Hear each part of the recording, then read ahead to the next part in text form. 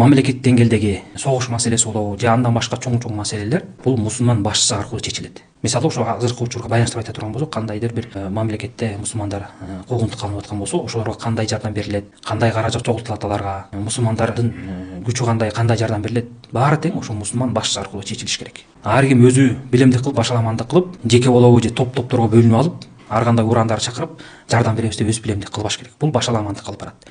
Ислам дини ушул нерседен тыйган. Пайгамбар саллаллаху алейхи ва саллям айтат, Бухари Муслимде келген хадисте: "Ал-имаму джунна юқаталу мин вараихи ва юттақа бихи." Бул имам, бул башчы, мындайча айтканда, президент, бул калканч дейт мындай. Ошонун аркасында туруп согуш болот жана ошо менен мусулмандар корголушат болот. Бул ачык хадис. Демек, уруш, согуш болгон маселелердин баарын тең мусулман башчысы башташ керек. Ошол буйрук бериш керек, ошол чечиш керек. Ошондуктан ар бир мамлекеттин мейли мусулман болобу же мусулман эмес өлкө болобу, ар биринин өзүнүн коргоо министрлиги болот, өзүнүн аскерлери болот, ошолорду башкарып турган башчылар болот. Баары тең аскерлер өздөрүнүн башчыларына баш ийип, алардан кандай буйрук келген болсо, ошого жараша чечимдерди кабыл алып, ошого жараша майданга түшүшөт.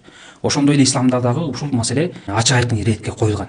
Согуштун баардык түрү же согушка катышуунун баардык түрү тең мусулман башчынын чечими менен болуш керек, ошонун көзөмөлү менен болуш керек.